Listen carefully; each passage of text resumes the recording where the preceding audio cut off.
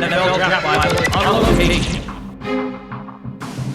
I mean, did you ever imagine yourself in an event like this? You know, just even a couple years ago, let alone maybe like 10 years ago. To be honest, even 5 years ago, I probably wouldn't have even thought that I'd be playing college football, let alone at the scouting combine. But it's just, it shows what hard work and dedication and things like that do. When you commit to something, you got to fully commit to it. So I feel like I did that, and it's paying off.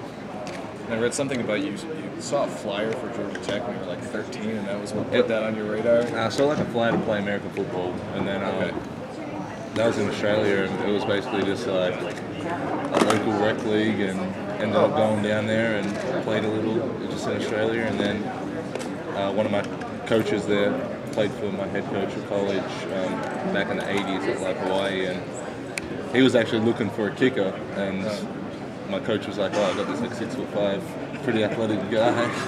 Well, there's so many great athletes in Australia, and it seems like there's no scouting, nothing organized as far as football. Yeah, I just think the biggest thing is these kids grow up playing Australian rules football and rugby, and they get to such an elite level of that sport that it's hard to walk away from that to go back to not even knowing anything about a sport. And I think that's the biggest challenge is how do you get guys to leave being the best in their sport, so not even knowing the other sport that they're going to go to. So that's why I think you see more professional guys like Jared Hayne and a lot of professional Aussie rules players come over because they're already high up in their sport and they're kind of the best of the best there. So they're looking for another challenge, and swapping codes is huge. So have you spent any time with any of the other Aussies here? I know we talked to Brad. No, I haven't seen any of them. Okay. Yet, so, yeah.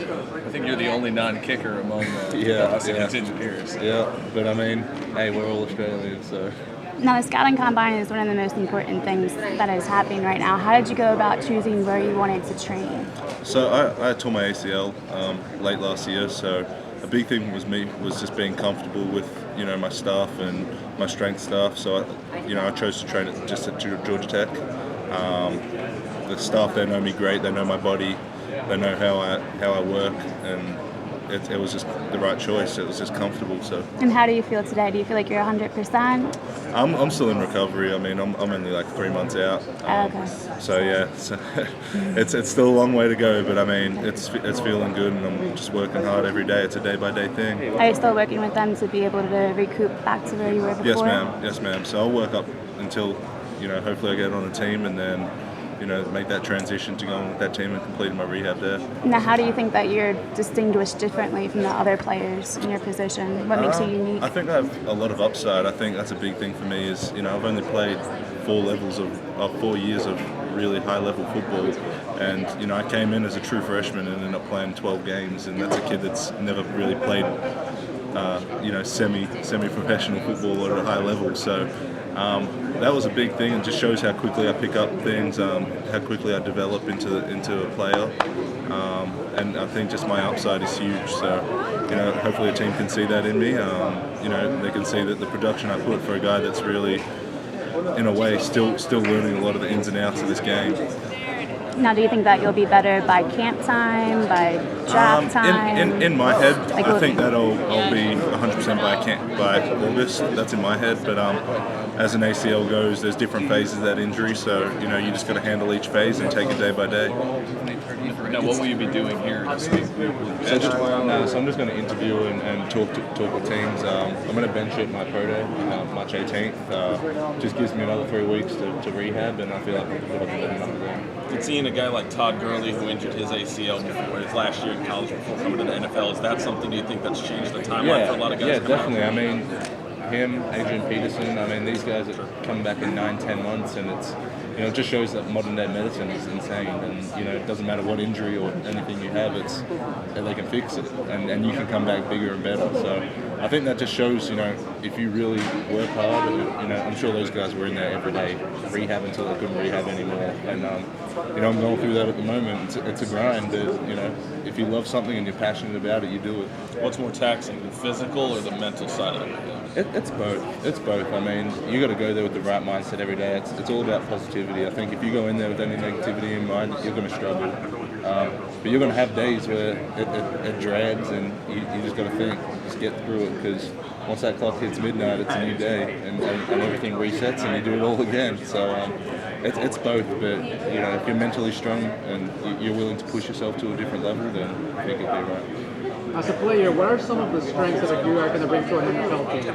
I definitely think my ability to just get in the backfield, make negative plays, and then just being able to play anywhere across the front that they need me, whether it's a 5 technique or a 3 technique, or in a 4-eye or something, in a 3-down or 4-down system. I think I can fit really any system. So I think I'm very versatile. I've got a high motor, and I bring a lot to the table. What was the most difficult part of the adjustment to the pro game, college game? From playing Australia. From playing Australian ball. Going to the ACC and the Big I mean, Conference. we went from in Australia having 2 plays on defense to coming here and having 100 different plays in defense, and you got to pick up that. So we went from barely any playbook in Australia to having a full playbook here. So just picking up that and how fast I got that, but then also just the speed of the game. I think the jump from even high school to college and then college to the pros it's a different level, different speed, different amount of physicality. So just the ability to adjust to that and adjust quickly to that, I think, is big. And I've already done that, and then I'm planning on doing it again. So what do you think separates you from some of the other interior guys on the line? It's a really deep class. We were talking about Austin Johnson from Penn State. What do you think makes you a little bit of a unique I definitely just think my athletic ability, my sheer, I'm a guy that I'm in a DN's body, but I can play inside. I'm 290 pounds at the moment, and I feel like I could get to 310 and still be the same player that I am, a guy that can run sideline to sideline all day. I think that just shows, and then being that versatile guy where you're not stuck at one position, being able to play anywhere across the front, lateral movement, being able to get in the backfield and make plays, and not just being a run-stopping guy. So. Any interesting questions coming to you about your background from these NFL teams? Not really. I feel like it's so foreign. They ask a little bit about how was life and kind of the structure of the football that I played back there and things like that. But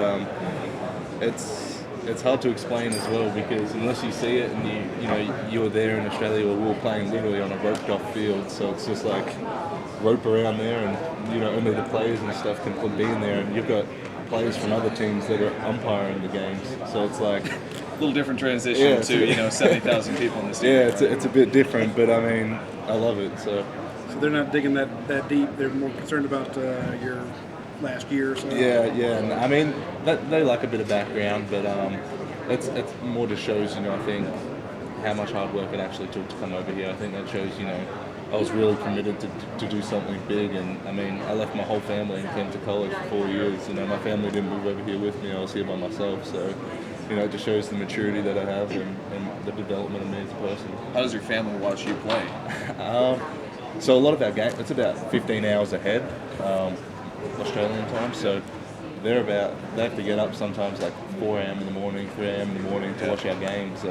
But if it's not on ESPN, then they just have to stream it online. So they have to find like a web link and watch it online. So I mean, I commend them for that. But I just tell them sleep in and just record it, or just watch it when it comes on TV. I mean, they don't want to look on social media and see the scores. They want to watch me play. But it's easy to say that to mom. Easy to get say, yeah. They don't want to listen. But they actually came over and spent a bit of time with me. This last season, they were actually all living with me. So I had my whole family there living in my apartment with me. So it was pretty cool.